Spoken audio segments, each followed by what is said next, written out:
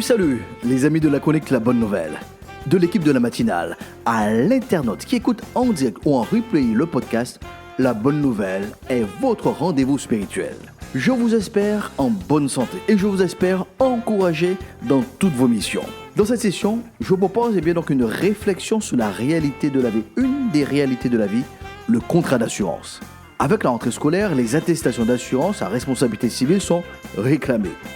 Durant cette semaine, une personne m'a montré un chauffeur qui roule sans assurance auto. Face à un décès, la question des assurances se pose. Assurance obsèque, assurance vie. Dans notre région, à haut risque naturel, cyclone, séisme, inondation, l'assurance habitation est indispensable. Faisons un petit rappel sur le contrat d'assurance.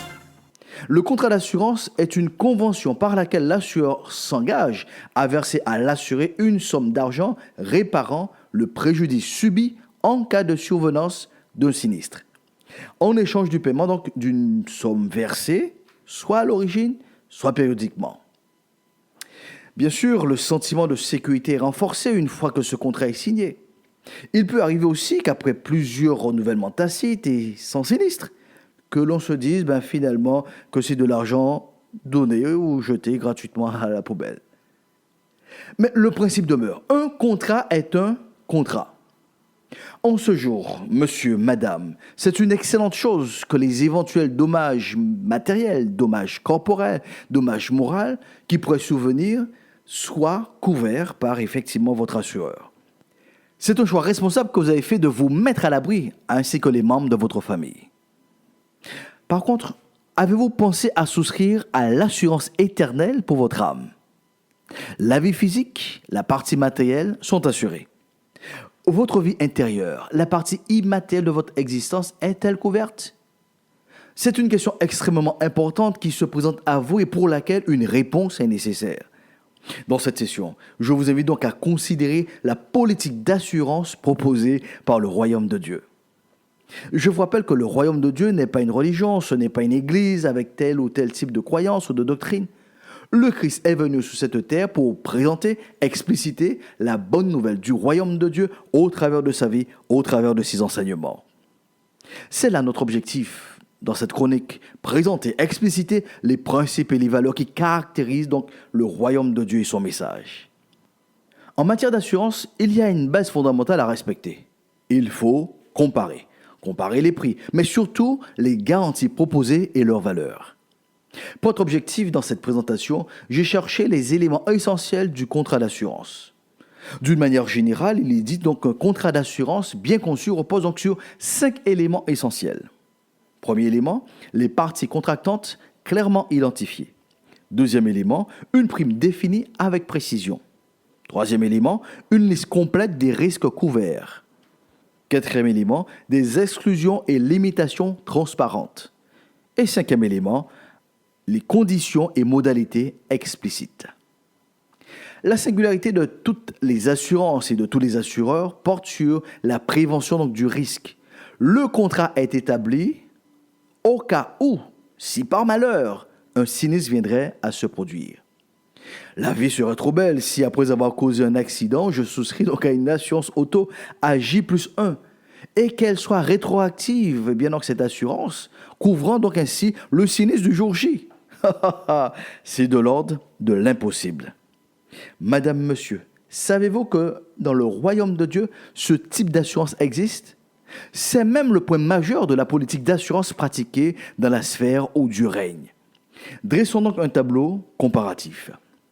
Dans notre système actuel, l'assureur et l'assuré signent donc un contrat avant tout sinistre déclaré.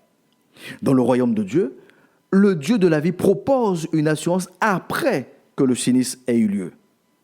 En effet, après que l'homme ait rompu donc les relations avec son Créateur, ce qui a généré donc des dommages humains et un désordre dans la création, c'est Dieu lui-même qui mettra en place un contrat d'assurance post-sinistre. Notez bien ce que Dieu mettra en place après la désobéissance d'Adam et Ève. Premièrement, il annonce les clauses du contrat d'assurance qu'il met en place. L'injustice et le préjudice seront réparés par son Fils. En deuxième lieu, il accorde le pardon au travers du sang versé d'un animal avec la peau duquel il fera donc des habits pour couvrir la nudité de l'homme et de la femme. Poursuivons notre tableau comparatif des assureurs. Dans notre système actuel, l'assuré s'engage à payer une prime périodiquement pour bénéficier de la couverture. Dans le royaume de Dieu, l'assureur paie pour l'assuré. Je reprends donc, l'assureur paie pour l'assuré, donc Dieu lui-même paie pour le responsable donc, du sinistre. C'est incroyable et c'est vrai. Le Dieu de la vie prend sur lui-même pour être en personne ce contrat d'assurance. L'apôtre Paul affirme en Romains 5, verset 6, « Lorsque nous étions encore sans force, Christ, au temps marqué, est mort pour des impies. À peine mourrait-on donc pour un juste. Quelqu'un peut-être mourrait-il pour un homme de bien. Mais Dieu prouve son amour envers nous en ce que lorsque nous étions encore des pécheurs, Christ est mort pour nous. » Donc nous comprenons qu'avant même de prendre conscience des sinistres et des dommages dans notre existence, le Dieu amour avait déjà mis en place en sa personne un contrat d'assurance, non seulement pour réparer les préjudices du passé, et surtout pour donner une seconde chance, un avenir empreint d'espérance.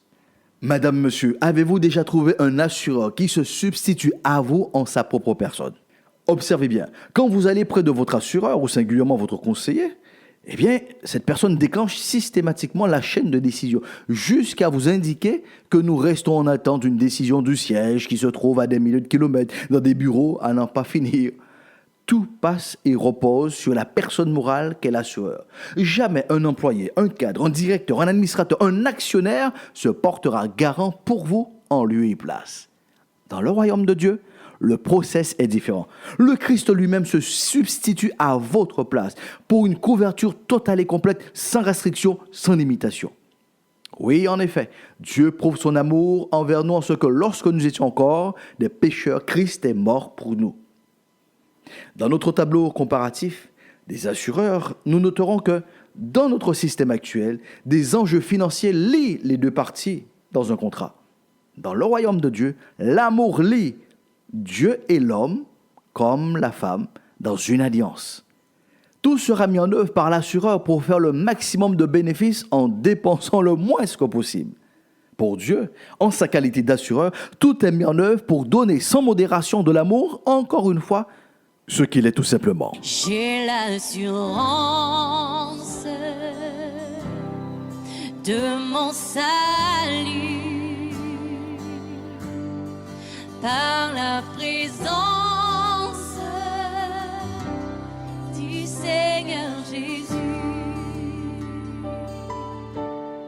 son sang m'a lavé, m'a racheté, et l'Esprit Saint m'a régénéré. Chantons-le ensemble. C'est mon histoire, c'est là mon chant, louez mon sauveur, le jour durant. C'était donc un extrait de ce chant « J'ai l'assurance de mon salut ». L'apôtre Paul déclare en Romains 8 « Qui nous séparera de l'amour de Christ? Sera-ce la tribulation ou l'angoisse ou la persécution ou la faim ou la nudité ou le péril ou l'épée? Voici bien des sinistres qui ne sont pas pris en charge par aucun assureur. La dépression, la solitude, le rejet, les violences, les dépendances et bien d'autres. L'apôtre Paul affirmera, mais dans toutes ces choses, nous sommes plus que vainqueurs par celui qui nous a aimés. Car j'ai l'assurance que ni la mort, ni la vie, ni les anges, ni les dominations, ni les choses présentes, ni les choses à venir, ni les puissances, ni la hauteur, ni la profondeur, ni aucune autre créature ne pourra nous séparer de l'amour de Dieu manifesté en Jésus-Christ notre Seigneur. Madame, monsieur, je vous en conjure, dans tout le listing des assureurs auxquels vous avez souscrit, pensez à rajouter l'assurance éternelle que le Dieu de la vie vous offre dès aujourd'hui. Dans une prochaine session, nous poursuivons ce tableau comparatif entre les assureurs. D'ici là, prenez bien soin de vous. S'il y a un dommage qui vous est donc causé, N'hésitez pas donc à vous tourner vers le Dieu de la vie qui vous prendra en charge. Pour cette nouvelle semaine, proclamons donc ensemble sur nos vies, la paix de Dieu soit avec vous pour une meilleure saison.